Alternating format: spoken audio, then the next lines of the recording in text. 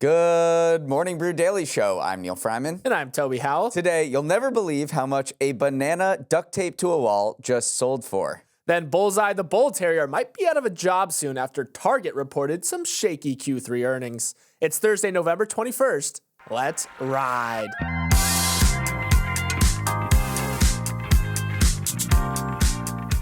The McRib is coming back. McDonald's semi-mythical sandwich containing boneless pork, barbecue sauce, onions, and pickles is returning to participating stores nationwide on December 3rd for a limited time. The McRib wasn't around in 2023 at all and was supposed to be on its farewell tour in 2022. So let's hope its comeback goes better than Mike Tyson's. But Toby, apparently there's something called the McRib effect that says during periods when the McRib is available, the stock market posts higher returns. Is this true at all? Yeah, this is big news, not just for your taste buds, but potentially your brokerage account. According to analysis from the finance blog of Dollars and Data, when the McRib is available, the S&P 500 has a higher average daily return than days when it's not available. When you annualize this, when you add it all up, the difference amounts to 19% a year. So it is significant. Now, I do have to say that the blog post goes on to use the McRib effect to remind us that correlation does not equal causation and that causality in financial markets is pretty hard to determine if you just isolate one single factor. But to all that, I say, pass me the barbecue sauce and let's make some money, baby.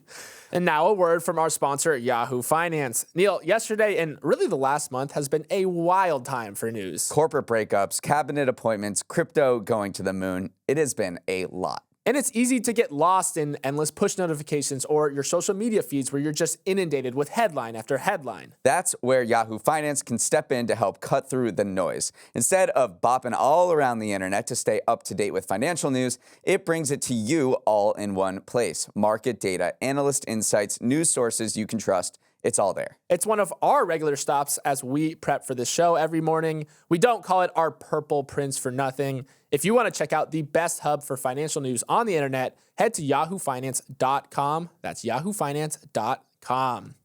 The times, they are a-changin' in the media business. The media conglomerate Comcast is cutting loose most of its cable television networks and reconglomerating them into a new publicly traded entity it is for now calling SpinCo. On the chopping block are channels including MSNBC, CNBC, and USA, as well as some of Comcast's digital properties like Fandango and the review aggregator Rotten Tomatoes.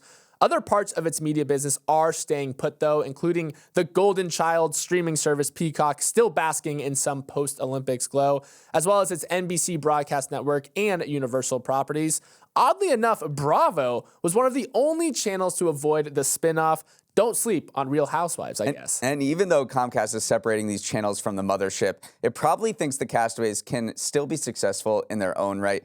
Look, cable TV is a dying business, but even in a shrinking industry, scale matters, and analysts have predicted that Comcast could be eyeing other companies' cable networks to fold into the new entity, especially under a more M&A-friendly administration.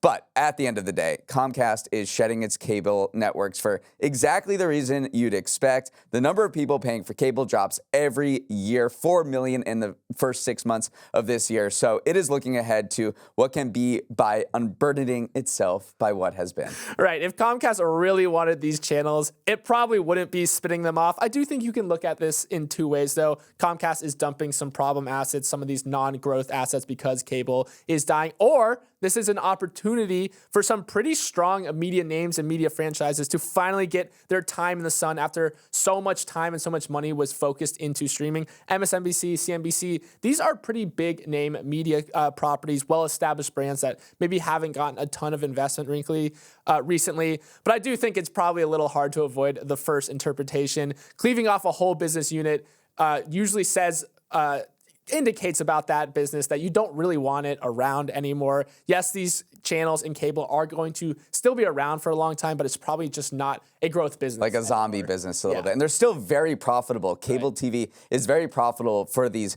companies, but they just see no growth trajectory. And it is also a win for shareholders. Remember, a couple weeks ago, we were talking about an activist investor wanting to break up Honeywell because it was it's a big conglomerate that contains all these constituent parts that don't trade at a value of the sum of its parts. They think it trades at what's called this conglomerate discount, and Comcast thinks it's getting this conglomerate discount, and by shedding what has been known as a financial albatross, which are these cable TV channels, it thinks that shareholders will pump the stock. And the big question now is, what does this mean for the broader media business? What are these other companies going to do now that Comcast has essentially rang the starting bell on potentially a big cable TV purge? What is Disney going to do? What is Warner Brothers Discovery going to do? What is Paramount going to do?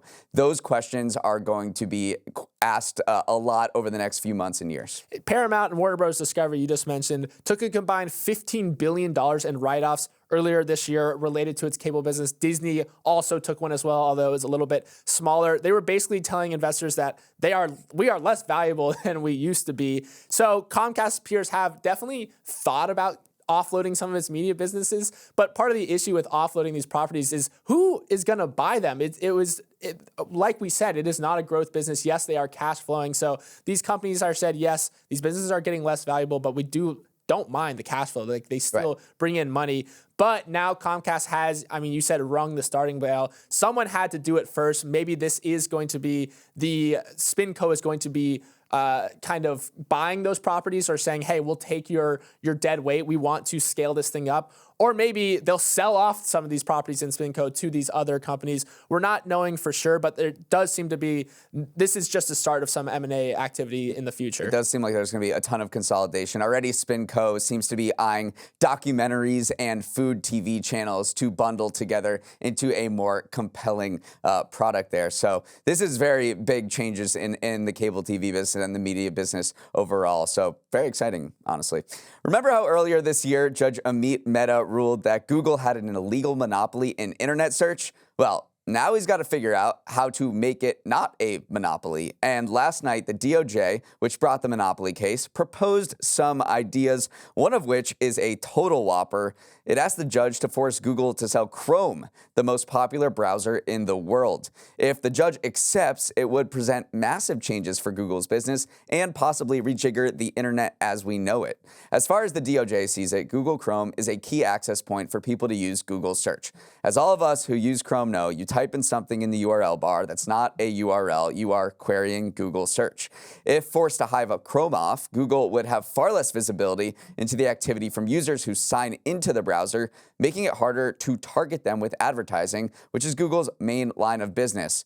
Google, of course, is not feeling lucky about this. The company's VP of Regulatory Affairs said the DOJ is pushing, quote, a radical agenda that goes far beyond the legal issues in this case, and in a likely plea to incoming President Trump, she added that a forced sale of Chrome would harm American technological leadership at precisely the moment it is most needed. Toby, the DOJ is swinging for the fences here in a way it hasn't done since it tried to break up Microsoft over 20 years ago. Yeah, it would really break up Google as we know it, and almost the modern internet as we know it. Let's dive into Google's argument against all of this. Yes, it handles more than 90% of online search queries, but it says that all that success is not due to a monopoly. It is due to the fact that its products are very quality.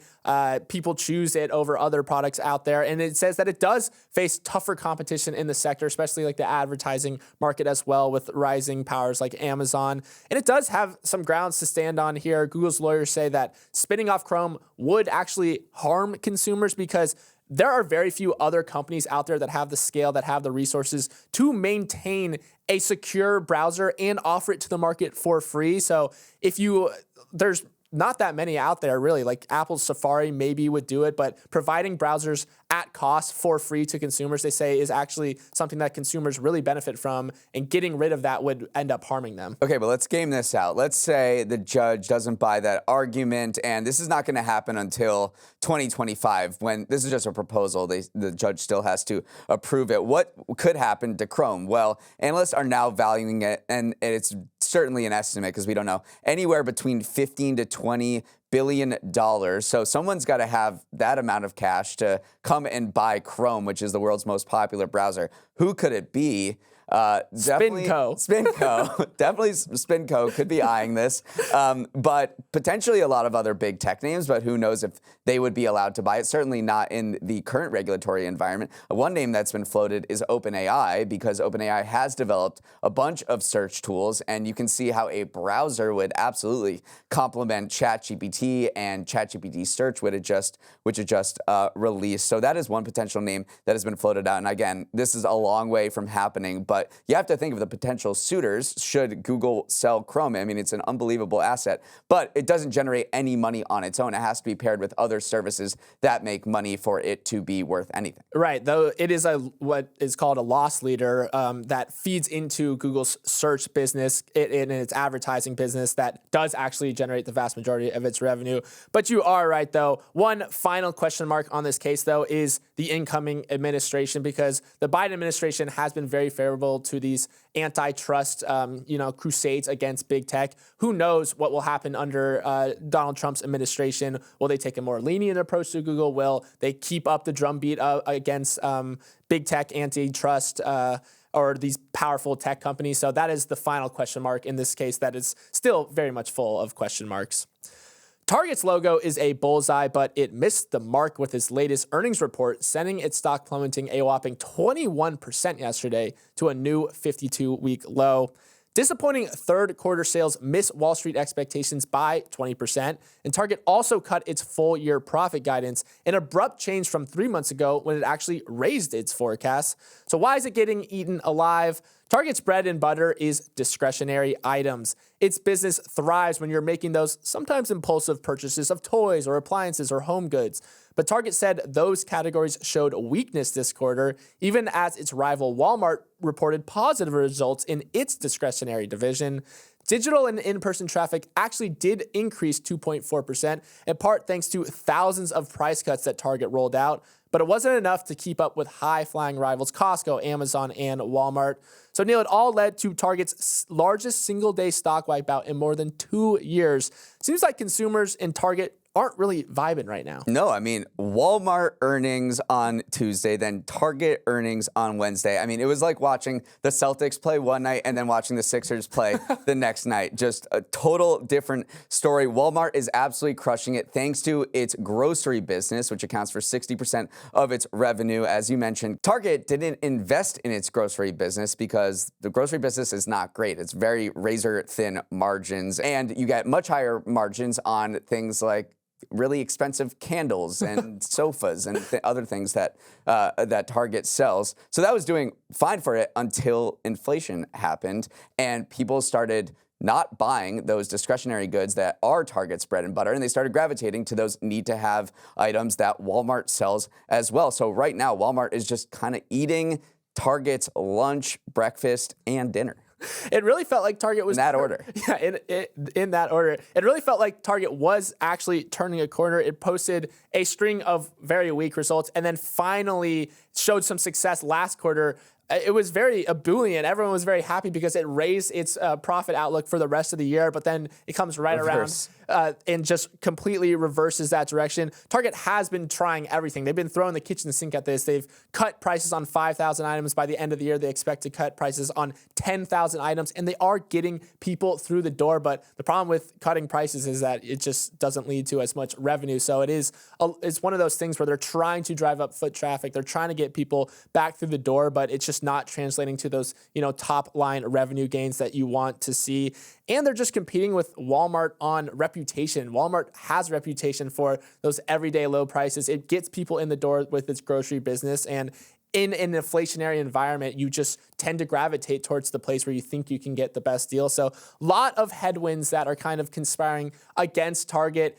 Oddly enough, though, you zoom out to the broader retail industry, and TJ Maxx, another one of those kind of discretionary spending, lower, price places, beat Wall Street estimates and raised its full year profitability guidance. So they said they're seeing a strong start to the holiday shopping season. So anywhere you look, you can find different interpretations of what's going on in retail, but it does seem like people do want good prices, especially when they're kind of recovering from such an inflationary past couple of years.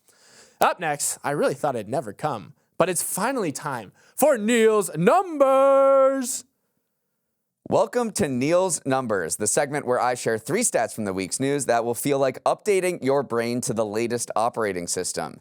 For my first number, I'll begin with a question originally posed by Lucille Bluth. It's a banana, Toby. How much could it cost? Well, we have the answer. $6.2 million. The banana in question is a conceptual art piece, a banana stuck to a wall with silver duct tape. It sold at a Sotheby's auction yesterday for $6.24 million to crypto entrepreneur Justin Sun, who beat out 6 other bidders for the Potassium Prize. It's the work of Italian artist Maurizio Cattelan, who called it a sincere commentary and a reflection on what we value. The auction house seems to agree, calling the duct tape banana a masterpiece that single-handedly prompted the world to reconsider how we define art and the value we seek in it. We've seen this banana before. Cattelan debuted at Art Basel Miami in 2019, causing chaos in the art world. Crowds grew so heavy that the gallery had to rip it off the wall, which is not that hard, and hide it from public view.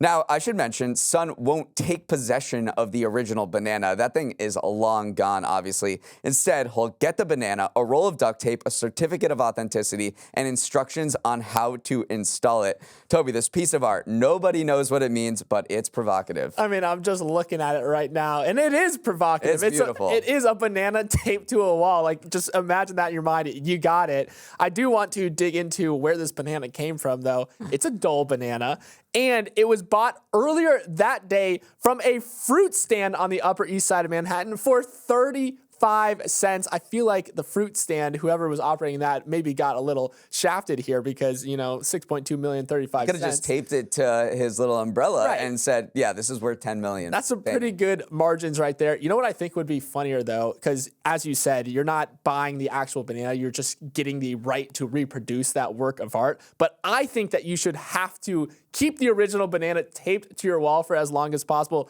Then that is performance art, because that thing starts shriveling up, starts leaking down your wall. That to me is worth $1 million, $5 million, $6 million right there. But yeah, sure.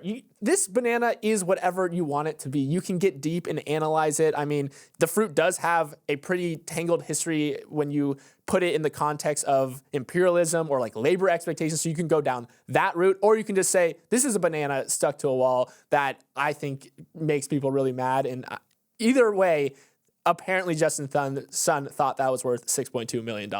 For my second number, the most expensive shopping street in the world has been crowned. Via Monte Napoleone in Milan beat out New York's Fifth Avenue to become the first street ever in Europe to be named the priciest, according to a report by Cushman and Wakefield. On Via Monte Napoleone, a square foot sells for $2,047, up 11% from last year. Meanwhile, Fifth Ave's prime square foot price stayed flat at $2,000, knocking it from the #1 spot it held last year. So why is this street so expensive? Well, first, Milan is experiencing a luxury tourism boom, and the uber wealthy are descending on the city in droves to take advantage of generous tax incentives. Second, it's a matter of supply and demand. I don't know if anybody has been on this street, but it is really short, which makes retail space more competitive and drives up prices. Gucci's parent company Kering bought a $1.4 billion building on Via Monte Napoleone this year, joining other luxury brands on the street, including Hermes, Versace, Cartier, and Bottega Veneta, all places I have definitely shopped at. Very well done pronouncing the street name. So I've been looking to maybe buy an apartment in New York City recently, and the spaces I'm looking at are modest, maybe 750 square feet. If they are priced at Via Monte Napoleone prices, I'd be looking at paying a nice $1.5 million a year in rent. So these are just astronomically expensive prices. You're right, though. It is a short street. Milan is becoming this it destination for the fashion world. So it makes sense that prices are going skyrocketing. But still, $2,047 per square foot is just astronomical. How could this possibly be profitable for them? For my final number, we have to talk about the cult of lamb chop among dogs. If you are a pup owner, you know what I'm talking about. According to The Atlantic, stuffed animal versions of the puppet from the 1960s TV show Lamb Chop are somehow the pet store Chewy's most popular plush dog toy and its second most popular dog toy, period. More than 20 iterations of Lamb Chop toys exist, including nautical Lamb Chop, tie-dye Lamb Chop, and mini-sized Lamb Chop, and all dogs seem to be obsessed with them. One reason for Lamb Chop's popularity, they're so versatile depending on what kind of dog you have. If you have a gentle pooch, they love cuddling with the plush lammy. Plus, Lamb Chop is also easily rippable and devourable for your more active hunting dogs. Still, this is very hard to explain. As The Atlantic put it, is it really possible that dogs, which can be big or small, playful or shy, hunters or herders, could nevertheless share a preference for the same exact plush toy?